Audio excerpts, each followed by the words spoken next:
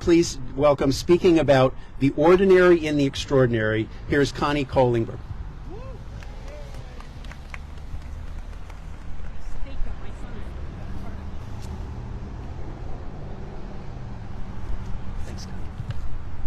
So relax, everybody. I only have 14 pages here, so we'll be here for a little while. No, really. Actually, I'm a 58-year-old woman, so I need my signs big if I'm going to be able to read anything that's going to cue me to what I wanted to say. So, like Rick said, welcome to week 145. So I was looking for some other statistics, but there's no fun statistics about 145. So I translated 145 into how many days have we been dedicated to this cause. And it comes out to 1,015.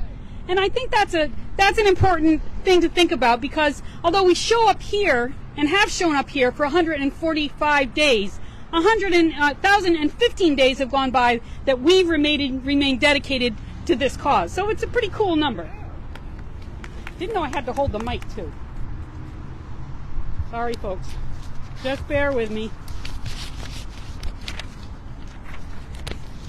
So, you know, I'm preaching to the choir here because you all know how we got started.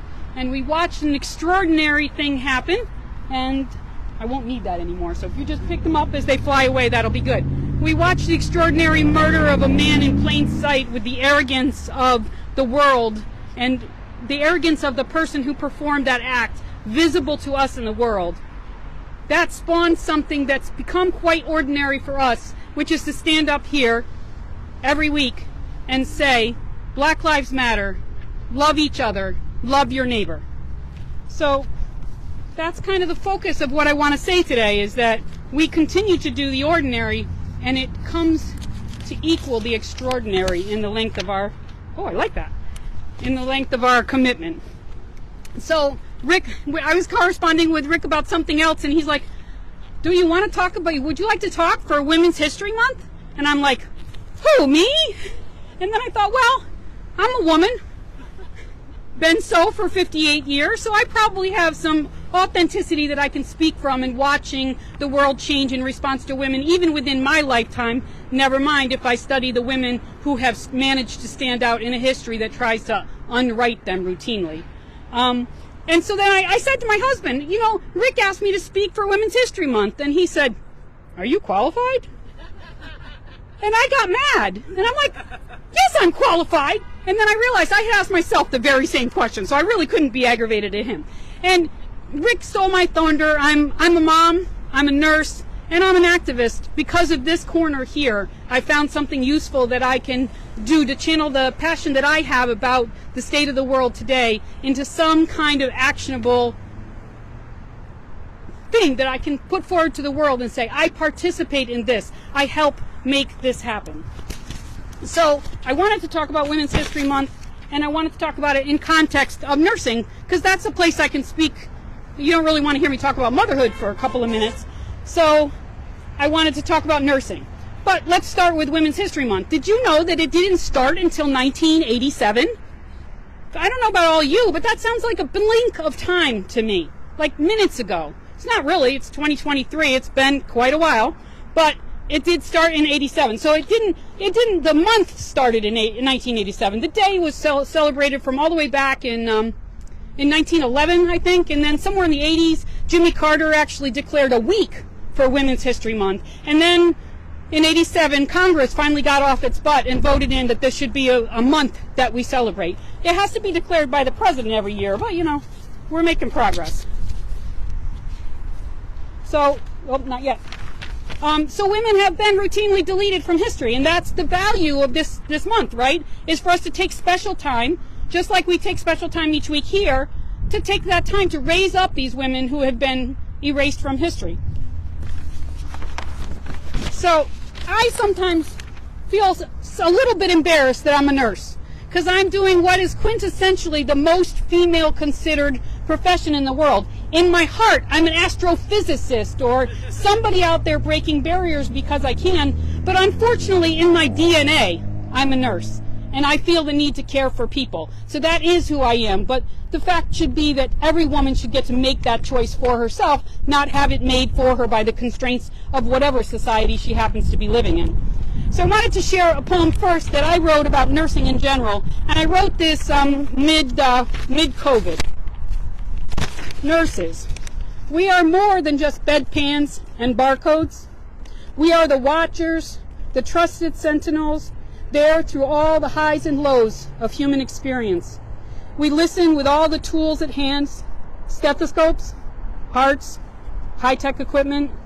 We weigh and measure, report and monitor subtle and unsubtle symptoms and changes, night into day and day into night. We accept faith and trust of all. It's a critical job, but never only a job. A nurse stands guard for every patient. So that's about me. Yeah. Take that page, put it stapled to another page. That's good. So, can you name any famous nurses in history? Clara Barton. Florence Nightingale. Who? No?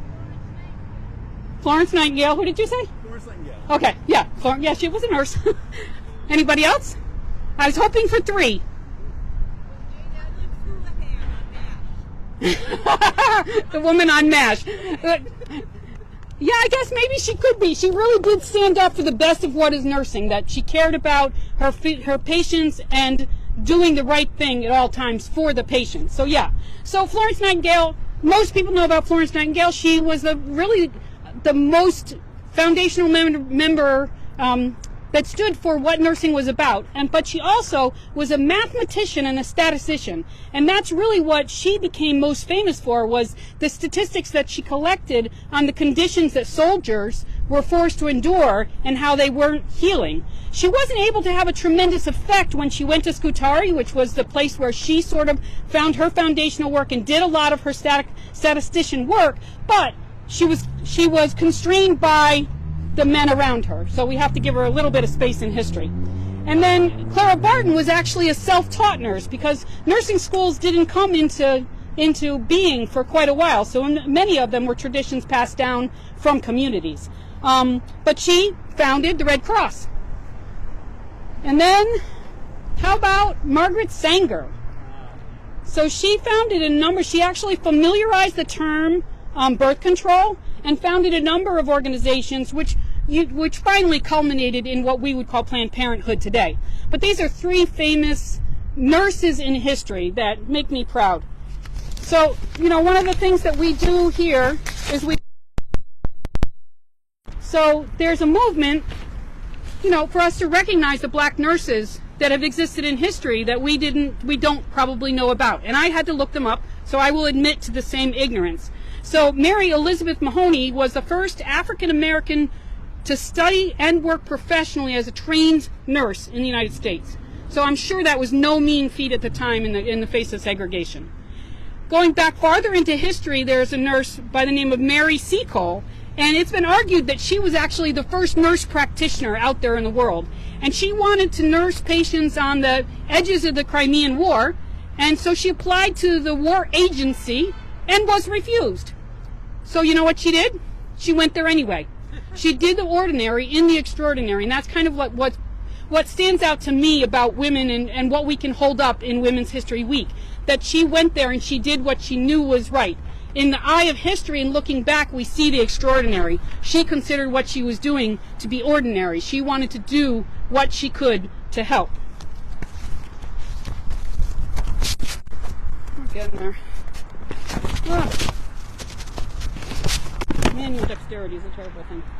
So, when we talk about Women's History Month, we have to think about the conditions that women have worked in through the years. And I've seen it come a long way. So when Rick asked me to speak, I had just had a conversation with a nurse that I have worked with for years. She has 40 years of nursing practice. She's just retired. And she told me she remembers when she graduated nursing school that she made $5 an hour. And this was after having completed a bachelor's education, so it wasn't like she was without education when she began her role as a nurse. We've come a long way from $5 an hour, I can tell you that. But despite that, there is still a disparity between men and women, and this I found when I was working on my master's degree. It popped out of the census data, so that's pretty objective data. It wasn't any nurse out there trying to say, I can tell you this, men make more than women. And the gap is much smaller than it is in the world over, but it still exists. It's about a 9-cent an hour gap, so that nurses make 91 cents to every dollar that a man makes. And I don't want to sound sexist, because men are welcome in this profession. And some of it, I think, is the implicit bias that exists, that the man is the breadwinner and he deserves to make more money, that exists still. Because managers that I've spoken to about this statistic that I got objectively from the census data said, oh, no, I never pay the men more than the women. But it happens somewhere because it's in the census data. And then the other thing I think that it's important for us to talk about in terms of history is the fact that the ANA, too, has finally come to reckoning with the fact that it has promoted racist behaviors throughout its existence. And I'm really excited about that, because I don't think you can fix a problem until you name the problem. So I wanted to share with you kind of what they had to say in their racial reckoning statement that came out, I think, 2 years ago. The ANA recognizes that the issues of racism persist today and continue to harm nurses of color. Findings from the Commission's 2021 National Survey on Racism in Nursing noted that racist acts are principally perpetrated by colleagues and those in position of power. Over half the nurses surveyed, 63%, said they had personally experienced an act of racism in the workplace, with the transgressors being either a peer or a manager or supervisor. 56% of respondents also noted that racism in the workplace has negatively impacted their professional well-being. So during these listening sessions with nurses of color convened by the ANA and the Commission Against Racism in Nursing, persistent themes of stereotyping, prejudice, discrimination, exclusion, oppression, tokenism, inequality, and insistence on conformity and assimilation were found. The impact of these experiences is demoralization, exhaustion, spirit murder, which they define as murder of the soul, invisible workload, silence, invisibility, and self-doubt. And this is a quote from someone who was interviewed by this commission. The power in nursing is primarily held by middle-aged to old-age white women who have just recently begun to consider racism in nursing care. There are racist principles that have been carried through history and never challenged. So we are not free. A nurse could be as close to being. So this is what the ANA said after they finished their listening. As the leaders of the ANA, we apologize for the named and unaccounted for harms. Our past actions have caused irreparable physiologic, psychological, and socioeconomic harm, not only to nurses of color, but to all patients, families, and communities that depend on the ANA as a national leader of the nursing profession. More specifically, we apologize to all nurses of color. Not only is the profession richer for your having persisted, but the people you cared for and continue to care for today have been better served. ANA failed to uphold your work and support you as you advanced in nursing and worked to improve the profession. Having failed you, ANA also failed in supporting and caring for communities of color and other marginalized people. So this is farther down the document, we, as ANA, are on a journey of reckoning and reconciliation, forgiveness, and healing. This journey will take some time, but it is one that the ANA is fully committed to. We invite others to join us as the ANA seeks to strengthen who we are as a professional association and the broader nursing profession through inclusion, diversity, and equity as we strive for anti-racist nursing practice and environments. As nurses, we need to unlearn much of what we thought we knew about racism and get comfortable being uncomfortable about our profession and our way of being. We need to see nursing through a new lens and be open to what we might see versus stating that racism does not exist. And that made me really proud, because it is a significant number of the population. I think there are about 3.5 million nurses in the United States alone. So if we can harness that power to get to work on real work for racism for both the professionals and the people they care for, wow, what a difference we can make and what somebody in history might be saying about us in 20 years would be exciting.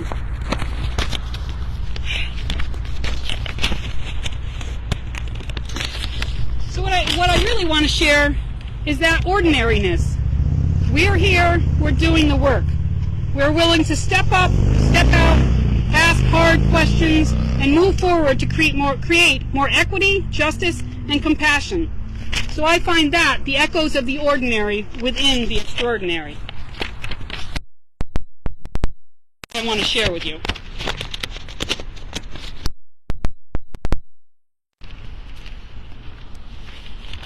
When Jimmy Carter signed into, he signed the proclamation, because it has to be signed by a president each year. So when he declared Women's History Week, he wrote, "Too often women were unsung and sometimes their contributions went unnoticed," he wrote. "But achievements, leadership, courage, strength, and love of the women who built America was as vital to that as those of the men whose names we know well." This year, in President Biden, so our theme this year, I think I skipped it on my slide. The theme for Women's History Month this year is the women who tell our stories. So let's all stand up and tell our stories. So President Biden, when he signed the proclamation this year, said, "This month, as we continue our work to advance gender equity and equality, let us celebrate the contributions of women throughout our history and honor the untold. Let us recognize that the fundamental freedoms are interconnected. When opportunities for women are withheld, we all suffer. And when women's lives are improved, we all gain.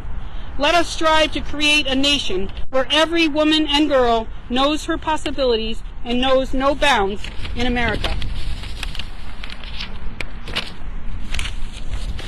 So, I meant to start this speech today with a quote from Eleanor Roosevelt, which is, she said, and I'm not sure she made up the quote, but she made it famous, I think.